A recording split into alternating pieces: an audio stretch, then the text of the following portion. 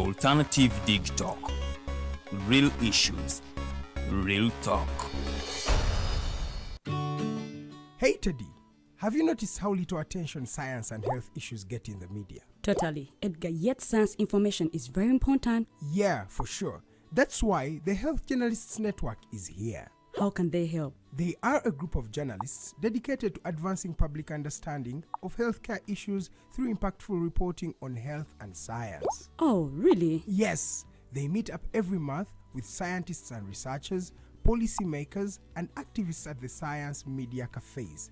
They then relay what they discuss to the public. Does that benefit us? Oh yes, very much so. This helps with health and science literacy for a healthy Ugandan society. Okay. I love getting informed about science and health issues. Health information makes all the difference between life and death. I'll look them up and engage them. That's great. They are based all over the country. Oh, okay. That's interesting, and they should be making real impact. They are empowering health communities through journalism.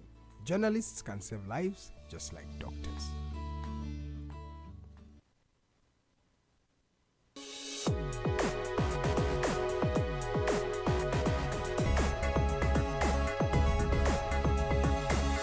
The Alternative Dig Talk.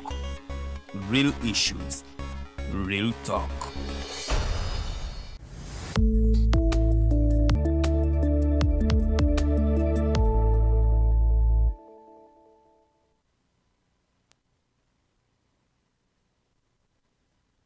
To the Hotline Show, to yet another exciting and insightful episode on this Monday evening. My name is Edgar Matthew Karuhanga, and today we are going to be having a conversation of what is happening in the country as we speak today. Dr. Kiiza was last week arraigned in the court martial and of course charged with different cases. I'll be telling you about those cases. And of course he was remanded up to the 2nd of December this particular year. That's when you're going to be hearing more of that. But also throughout the weekend, a couple of audios have been leaked on social media. These audios purport to be a conversation between Dr. Besigye and a few individuals plotting to secure arms and of course cause some change in the government or in the status quo in Uganda today. And of course many people are saying that this was Dr. Besigye. He was trying to solicit for weapons and support, and of course this is one of the charges that have been put on Dr. Besigye, soliciting for resources, so that is one of the things. And of course they say this was done last year and also this year between cities like Athens and also in Nairobi, among other places. How true are these cases? Dr. Besigye denied the cases, and his colleague with whom they were charged. And of course they will be returning back, as I've told you, on the 2nd of December. News coming in from the legal team of Dr. Besigye is that as we speak today, Martha Karua, who is the former Minister for Justice in Kenya, she is going to be leading that particular group, or the lawyers that are going to be defending Dr. Besigye in those cases. So that is one of the things that we have found out today. And of course we have a lot of news stories going on in the country. Last week also, the National Unity Platform members who were detained earlier on pleaded guilty, as you all know, and of course they received a presidential pardon. And of course as we're speaking today, they are out and they are free. Now this also comes at a time when the political tensions are rising, and many people are saying that these were just political prisoners, and of course they were coerced and forced into accepting the charges of treachery and possession of explosives. And this also brings up another issue of the general court martial. Many Ugandans, or some Ugandans, believe that this particular court is notorious for being used by Mr. Museveni, especially in political trials and politics as usual. And of course they're using this as a tool to coerce very many opposition players to first of all accept the charges that have been arraigned on them, but also try to demoralize them and force them into doing things or accepting things that they have not done. How true is this? I'll be asking the lawyers that I have in studio tonight. Also in the country, in this particular country today, a few individuals from the Forum for Democratic Change, specifically the Katonga faction have been arrested and taken to the Central Police Station, CPS. This is because they tried to protest and also walk to the Kenyan High Commission demanding or, advocating for the release of Dr. Besigye, but also condemning the manner in which Kenya is being accessory to these particular crimes that are happening in Uganda today. Many of them have been arrested, including Semujunganda and Ingrid Turinawe, both members of FDC.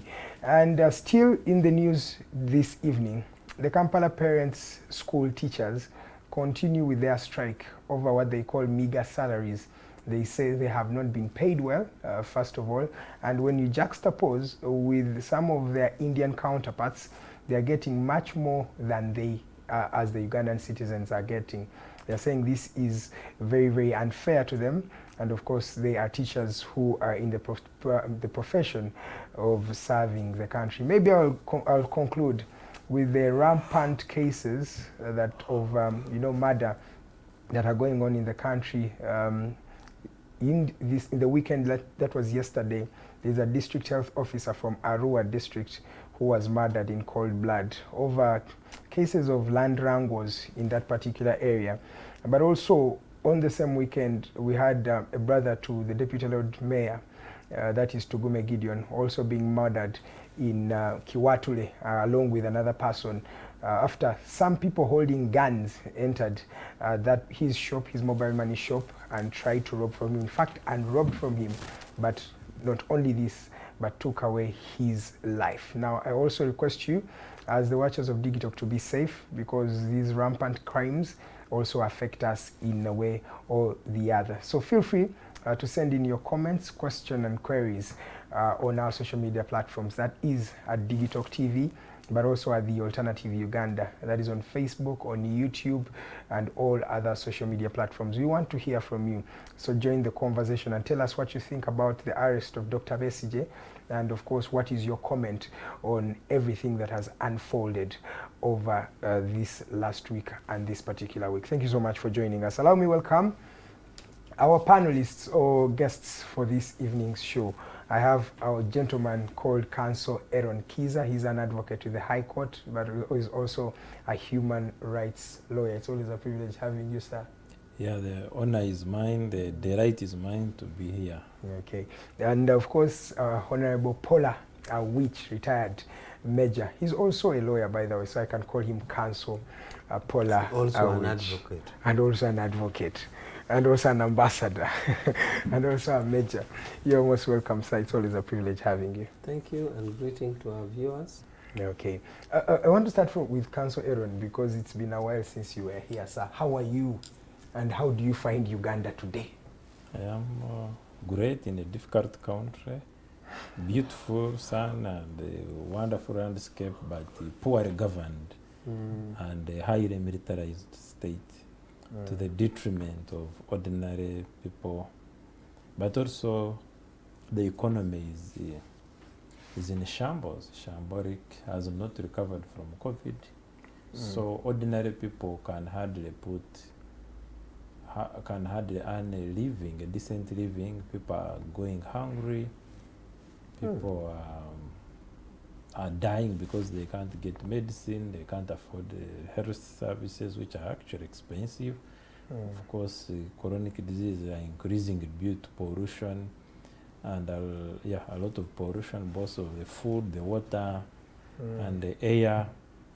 And our natural resources are being depleted. They are hemorrhaging due to corruption, spiraling corruption. There's rampant corruption from number one, head of state, up to the LC1. So we are losing forests, we are losing wetlands at a terrible rate. And the resources, the few resources that taxpayers pay, are also being mismanaged. So the beautiful country, the power of Africa, has the wrong people in charge of it. And the sooner Ugandans wake up and eject them, the better for this country. Whoa. Okay, you mentioned the economy, but some studies show that this country is one of the fastest growing economies on the continent as we speak. I think it's the second, according to the latest survey I read. Those guys need to be investigated. I've told you this economy has not even recovered from COVID. The ordinary taxpayer is being hounded because URA can hardly meet the revenue targets. The people find that whatever little money they're able to earn, they have spent more at the end of the month, and that is for people who can actually talk about the money economy. But even more people are suffering. When you saw the Chisoro NRM by-elections, people are being bribed by how much money? Very little money. So Ugandans are vulnerable. The economy is weak.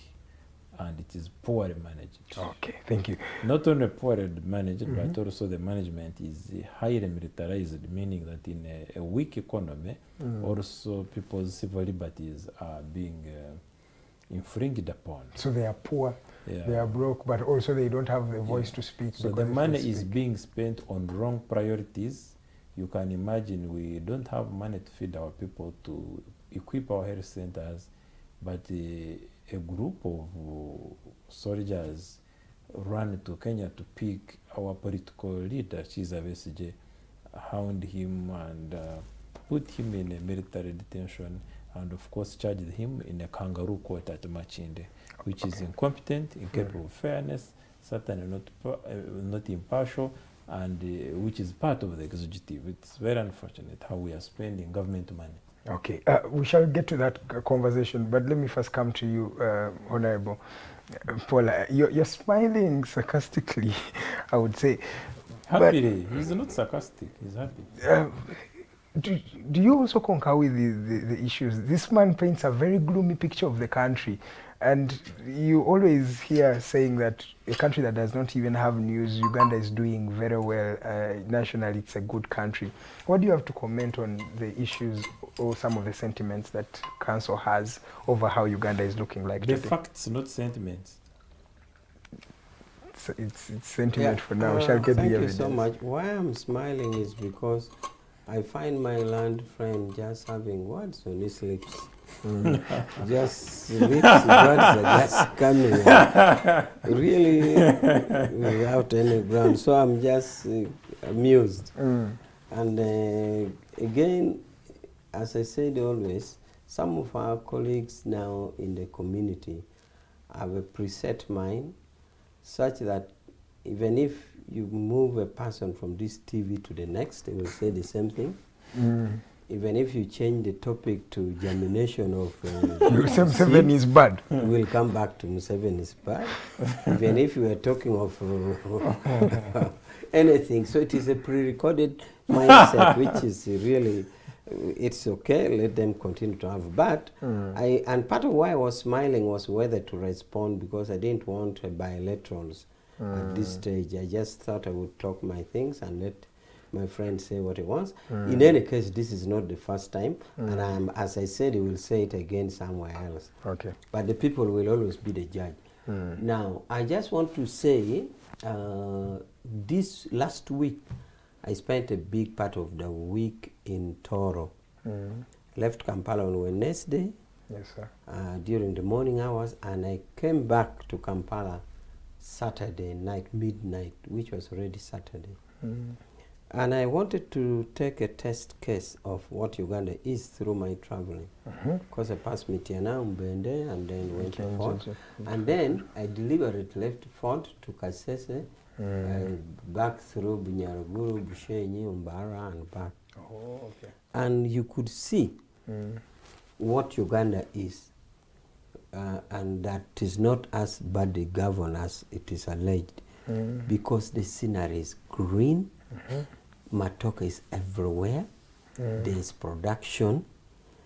You see, even the constitution that we talk about, the test of one of the litmus tests of a constitution is that there must be productivity going on in the country. A poor constitution, people won't even put, leave alone security and all that. So it must crystallize into people's productivity. So they go, Toro especially. Oh my God, you'd think you're in Europe. The gardens are well planned. The roads, can you imagine from Kampala, through the routes I've said to Kampala, tarmac. And I'm told that even from Fort through Oima, you can leave Fort Fortal through Oima to Sudan on tarmac. From Fort to Sudan. That is Fort Fortal, Oima, Masindi, Bulisa, River Nile. From River Nile, you cross the national park to Arua, or you divert to Gulu, up to Sudan. Tarmac. Everywhere. First class. Good. And it made me, because it was a big conference, so I had to bring myself close to the Rwenzori people, because they were looking at me like somebody from Lira, and maybe I was a stranger. I asked them to give me a minute before I could make my presentation, to bring myself closer to them. And I told them that I grew up with some of their children, particularly late Brigadier Mayombo and his brother Okwi. We were privates in the army, in NRA. Forget about brigadier, we were all privates. By the time in NRA. And I told them the parts of Toro that they were children. Yes, the part of Toro that they were mentioning, I did do the operation that we are talking about in there. Then as far as Kasese was concerned, which is part of Rwenzori, I told them in one unit, then there were no ranks, general or captain or major. We used to call their Afande commanders. So Commander Tumine came to our unit, and Tumine told us that we should sing revolutionary songs, but on condition that we should not sing a non-NRA song. He wanted a new song. I said, now what do we do? And if we could not produce a new song, he was going to terribly punish us. So one person called Mawa, who was a private, he later became a colonel and chairman, LC5 Kasese, is now a military attaché, I think, in some embassy. So Mawa told us to clap our hands. Clap your hands. We clap. Wow, wow. Without a song. I think because of the Kasese border-Congo relationship, they have the culture of singing. Mawa came up with a song and saved the whole unit. We don't know what Tumine was going to tell us. And I told the Rwenzori area that I'm glad to be there because we have been around, and I grew up with their children, and it was nice. Of course, later on, after 86 is when we are taken back to school as Kadogos. You may know that I was, by O level, I was promoted a second lieutenant by senior 5. Yes. Makere came out with a captain and a degree in law. So I was happy to be in Rwenzori. But the point is, the infrastructural development, the ability to have tarmac from Kampala to Rwenzori and come through, and the ability to have to leave Fort Fortal to Sudan through various routes. Because if you leave Fort Fortal to Sudan, you can enter Sudan by 4 routes. 2 from Kitgum, 1 from Gulu, actually 2 from West Nile. Total of 5. Okay. Production is going on, the Matok is green, and all this, even at a national level, Counsel Kiiza will agree with me, or if he doesn't, I will want to bring to his attention that there was an independent research done and found that of all the East African countries, Ugandans are the happiest. So whether they measure it in happinessogram or happinessometer, that is it. And to be happy, it means some material interests are met. We are just happy people. So the situation, you can't be happiness comes from consciousness. And consciousness is a materiality. From your smell, your touch, your hearing, but your sight. You say that even it's not a spirituality. Even during war, in that war that we were in, people used to drink. They were enjoying themselves in bars and having fun. Was that so happiness? that was a country. I want to show you where it comes from as a country. So but happiness is not a spirituality. Happiness is a materiality that a human being derives out of the 5 senses. Okay. So the fact that this a test happy shows country. that means it's not as gloomy as Counsel portrays it. Thank you so much. I also want to agree with you on the border to border because Uganda received a fund that supported all the main roads to construct the main roads from Kampala to most of the borders of this country. So I want to agree with you on that particular. So meaning the fund was properly used. We can say to some extent. If But the let me roads come are to there. you. Gentlemen, you're both lawyers. There's something happening in your society as we speak, the land friends. So you So call before we yourselves. go to the society, let me tell you something In about just a roads. minute or two. You just need to go past Mityana to see the chaos on the road there between Mityana and Mobende. There is a It construction has that has reduced, been- yes, it has Construction been is ongoing. forever, but where the construction has not reached, especially as you go towards Mobende, it's a disaster. Council then comment about from Mubende up to Fort Portal. Well, Why I'm have you telling- not talked about that stretch that is very beautiful? So there is a beautiful stretch yes. from Mityana up to where the construction is still going on, then the construction, and then before that, it has taken forever. Even on your way to Hoima, Yes. towards Hoima, there is construction, but there is also many bad patches. But the impression that the roads are first class, I don't know which roads they are traveling. But they are good I'm roads, also Council. traveled. They are better than Kampala chaos, but first class, I know first class roads Have you because been to- just like him, I am well traveled. Have you been I after know how Mbarara roads look like. to- Yes, to yes, that- that's that where I straight- come from. Tunga That's where I Mbarara. come from. You've That's seen where I how come beautiful from. the road That's how would I be. come from. Narrow, thin roads are not first class. Okay, no problem. Council, let's leave the issue of roads because we shall debate that until tomorrow. But also, in a this minute- the part Uganda is bigger than this thing, Western Uganda. I am happy he comes from Lira, but if you have gone to parts of northern Uganda, including these are Jumani Kitugum, you just need to look and you see grass-thatched houses, you see poverty staring you in the face. I don't see That's the why same it's a process, situation. isn't it? Yeah, it is a process, but we have been here for more than 35 years, and we still have grass-thatched in Soroti, in Guru, where you see poverty.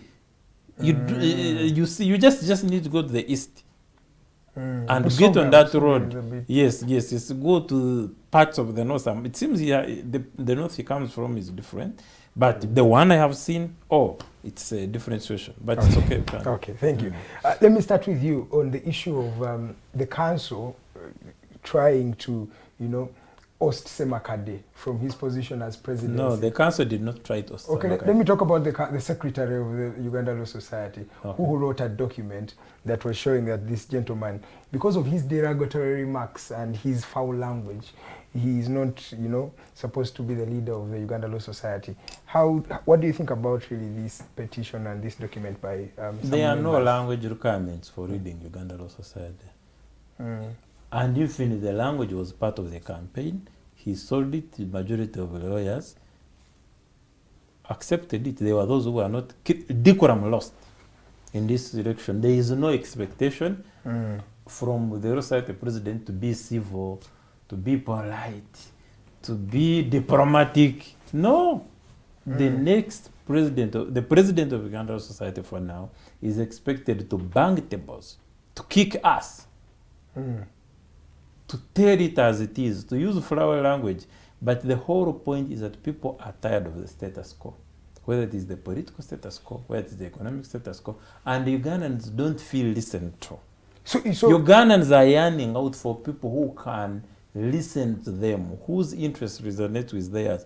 People are tired of these jackets. They are not interested in these neckties and wigs and whatnot. Even if I stretch to the bare, as long as I'm telling the Council, you are truth. proud People want You are integrity. proud of how Ssemakadde is defining a lady and speaking such remarks on the person of Abodo. Would you use the same language, really? I mean, have you ever seen me use it? No, the answer is no. But I'm not Ssemakadde. Ssemakadde has his style. Ssemakadde has his... The fact that he has used that kind of language does not mean that he is not fit to be president. And even if he was not fit to be president, there is a procedure. Yeah, ignorance exemplified by Munabi is not procedure. It's not a method. There's no method. We are law society members. We are not emotional society members. Monavi was expected to follow the law. It's clearly laid out in the law. And as he will tell you, you don't just sit somewhere in a bar, get drunk, and then start writing and saturate. Okay, do you go and say that through that drunken stupor, you're going to expel the president of Uganda Law Society? Do you condone that language that that gentleman Why used? are you focusing on the language? People are being are on trumped up charges. But you can say that without necessarily really abusing the person of. What if you are not being listened to? People who have been polite, who are writing letters, who are frequenting offices to talk nicely, what have they gained? So if language is going to be a tool that forces discussion, then it should be. The late Toni Morrison was the first female black person to get a Nobel Prize. She said that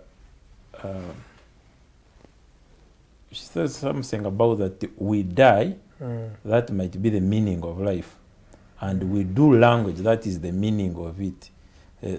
Like language is very important. It is, that's why you're saying it should be used responsibly, because it's everything. Because I feel it's undermining the point. And that language is diverse. You get me? Yes, sir. So when politeness fails, when people are impervious to sense, some other people will resort to what looks like nonsense, things that are out of the box.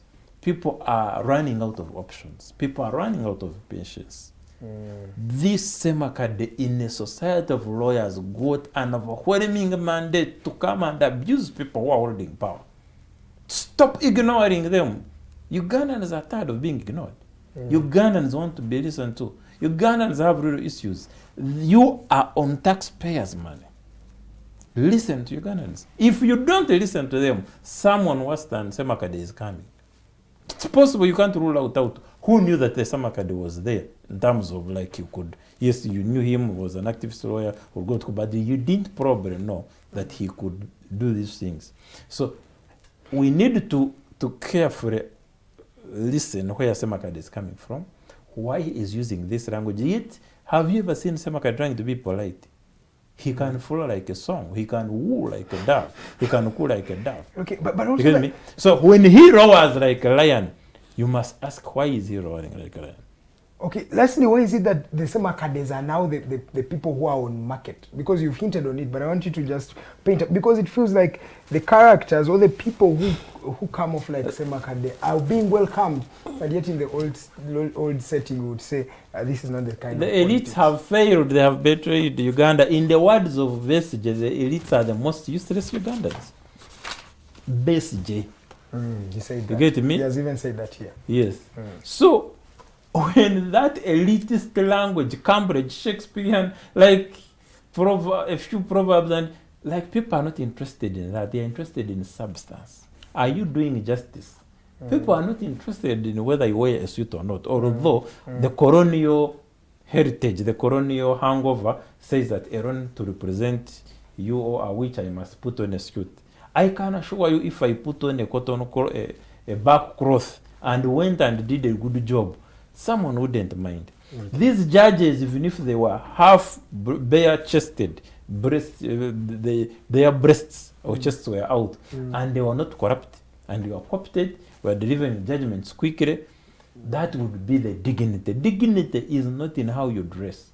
Oh, it's what you do. It's in your integrity. It's the quality of your reasoning, the quality of your mind, not the pretense. Thank you. This society pretends a lot, and God has a way of bringing the remnants and saying, no, we need justice. Is it you or we? So the one who speaks for justice, the one who stands for the truth, people will stand with them. Okay. That is Counsel Eron Kiiza. That's why you always show up in T-shirts for TV interviews and jackets and jumpers. And I'm asking, how can a counsel be wearing that? But he has elaborated the point. What do you think about the remarks and the way that Ssemakadde is handling or leading you people as the land lawyers of this land? What do you think about it, sir? I feel very sad. It's very sad, it's very unfortunate that lawyers of sound mind could elect a person of Ssemakadde. I met Kiiza. We talked at the voting in Munyonyo, yeah. We met, we talked. I thought he was voting for Isaac. Not Isaac, this one. Your candidate. I thought I got the impression that he was voting for a sane person, just to find him voting for the opposite. So it's real. You see, ideally, legal profession, the genesis, the growth of it is that it's taken as a very normal profession. In fact, in the past, in UK, you need to be a member of the royal clan to be accepted to study, especially in the bar, or even an advocate. Now, because of the tedious processes of investigation and findings of the court, and that's why you hear in a ruling say the findings of the court, the findings of this court. Because of those processes, you need a sober, quiet, and very polite mind to get to the detail, so that, and you know the court process is adversarial, X versus Y. So the procedures need soberness, discipline, so that the court can have a findings. Now, if people are going to be jumping on the table and shouting and madness, I just wonder what kind of findings court will come up with. And this translates to our normal life, and that is what he says that has been breeded by you, by the system. No, you don't hear sound people, you don't hear people who write. You want that. Those are the only people you hear. By this guy speaking or taking the tone that he does, he's talking justice. I wonder what justice he extracts by abusing this DPP, Karamojong vagina. What that? Now, at the end, what is the fruit of justice he has got there? Has he got any justice by abusing this woman? That is what the justice that is seeking. Or you are actually causing injustice on the woman. Now, about the process of the secretary against him, Mr. Munabi, or Counsel Munabi, he himself did a similar thing on Attorney General. To many of us, we thought Attorney General and Solicitor General, their position was a creature of the law. And if you didn't want them in the council, however bad that law would be, you still needed a procedural aspect of removing it from the statute book. He did it arbitrarily. Now, if he did that, then how would he take the secretary against him? So my opinion would be that if the secretary has decided to do that, I would actually advise the state to provide police for the secretary to guard the council and bar Ssemakadde and let him not reach there, and doesn't open an alternative bank account. We just maintain it because we can't have that insanity to go on like that. To what extent do you believe that just provide security, protect the secretary, put the police there and bar Ssemakadde, and that is all.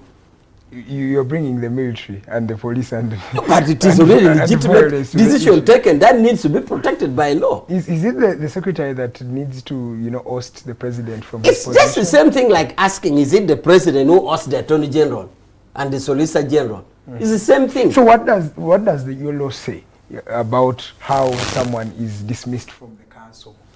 It's a long procedures, you can ask him. The grounds are listed. The grounds are listed. But what I'm seeing now, to protect this madness of the society, are you saying government should take over? Let us just provide. Let the government just provide protection to the secretary in his new regime. But okay, I want you to comment on the fact that Ssemakadde is a product of your making, of the system's making. You have not listened to the sane voices, and the voices like the Ssemakaddes are the ones that you can listen to, people who are like that. You see, I've told you time and again that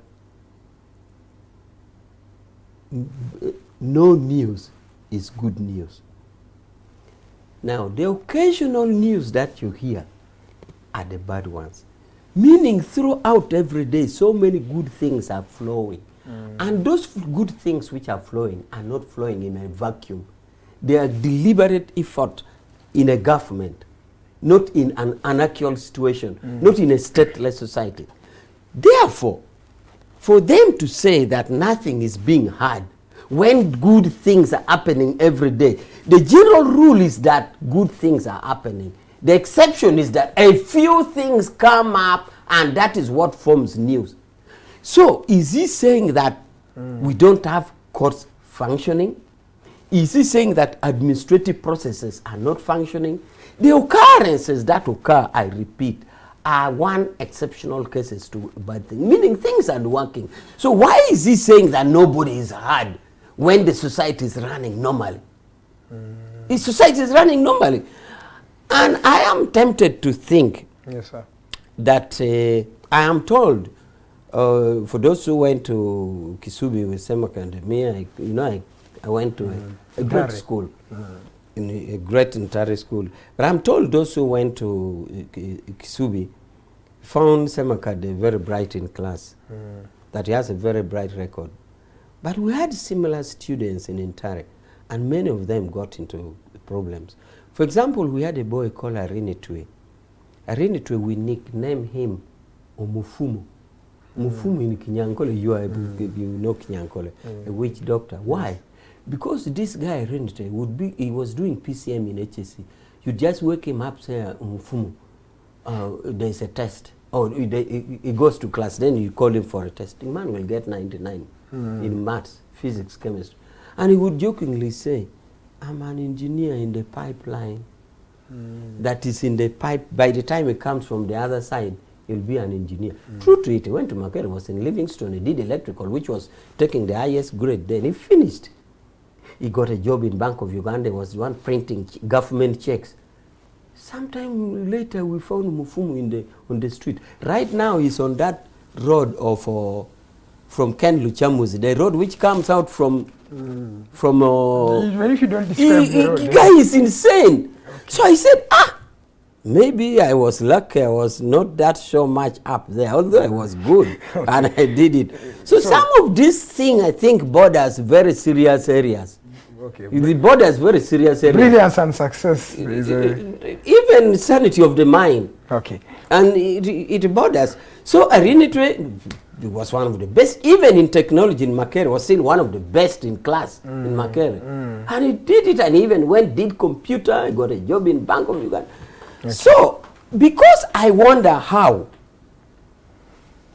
a person would want to excel as being Mr. Bad instead of excelling of Mr. Good. Okay. Now, first, let me say this. The final comment I wanted to make was that as we take, I'm yet to get a research done on the voting pattern.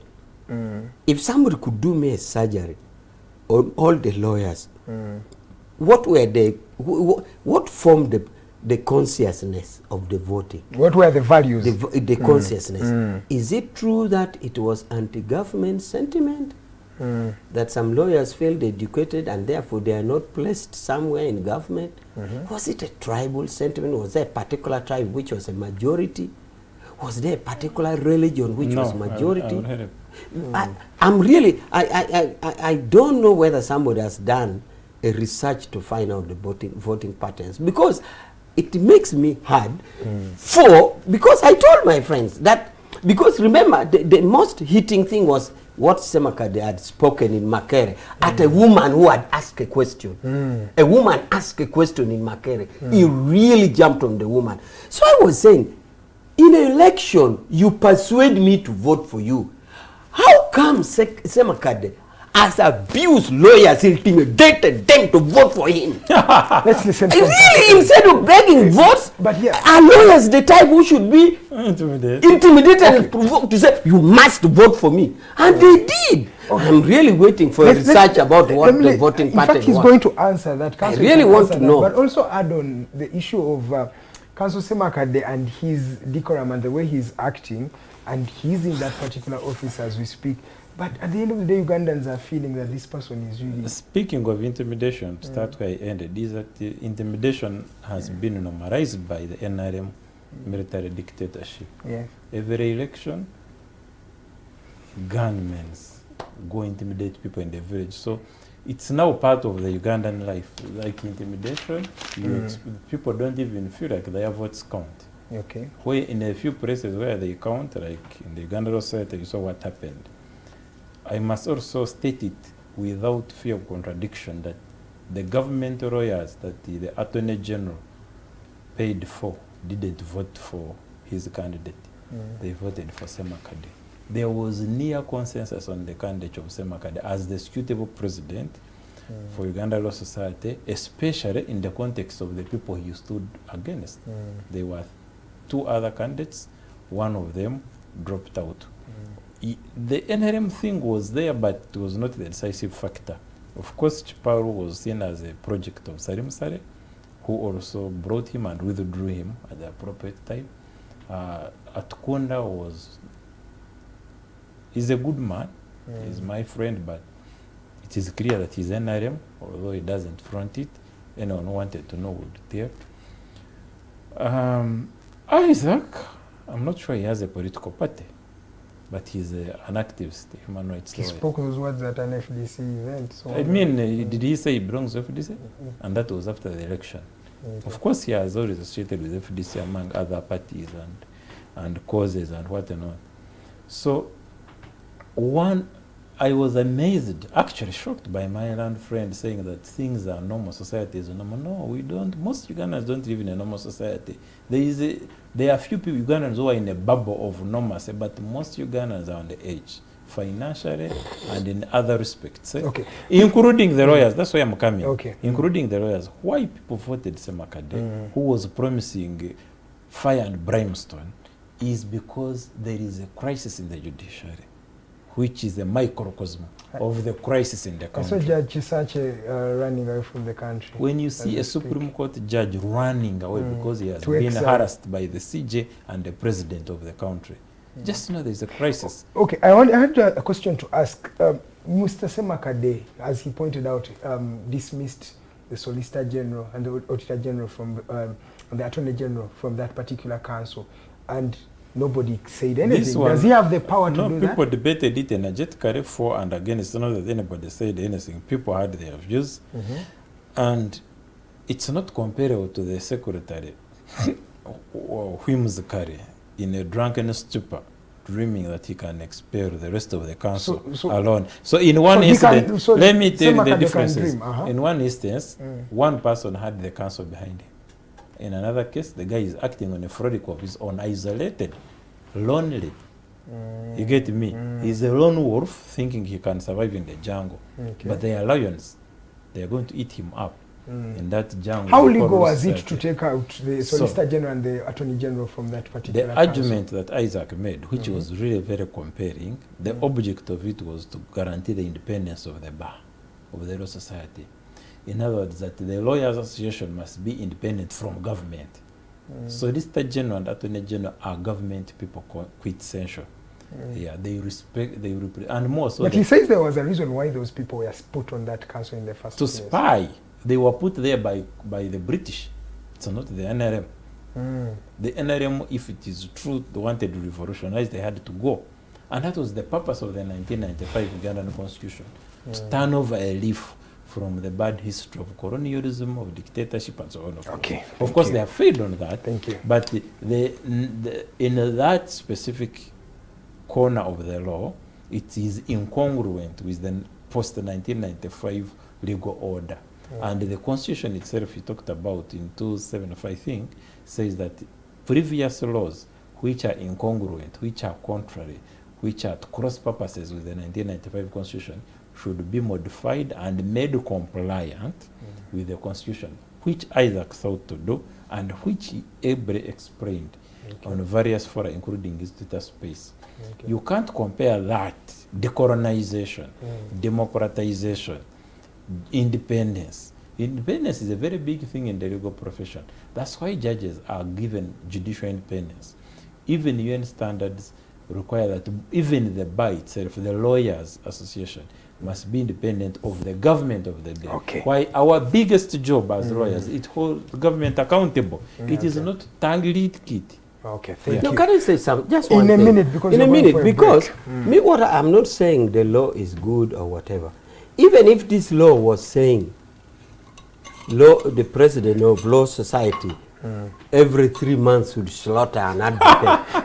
Even if the law was that bad, do you just wake up and say, I have thrown this law? That's Or a good there's a question. procedure of amending that law? Because that's the question. That is How it. legal? Even is if it? this law was so bad that the constitution said throw it out, even if the law was saying, you know, President Law Society every 3 months get Major Awich and Advocate slaughter, get Kiiza after 3 months slaughter, even if the law was that bad, do we just stand up and say, I have thrown this law, it is bad? Does it work in the favor? How? Okay, Even let's if- take a break now. So how do you I'm do still that? with Counsel Awich Pollar from the National Resistance Movement. He's the director of the External Affairs right there, and Counsel Eron Kiiza. We take a break now. When we come back, we look at the charges that have been put on Dr. Kiiza Besige. What does that mean to the country? And if we have more time, we can also talk about the 18 NUP detainees that were finally released from prison. We have that and much more in the second hour.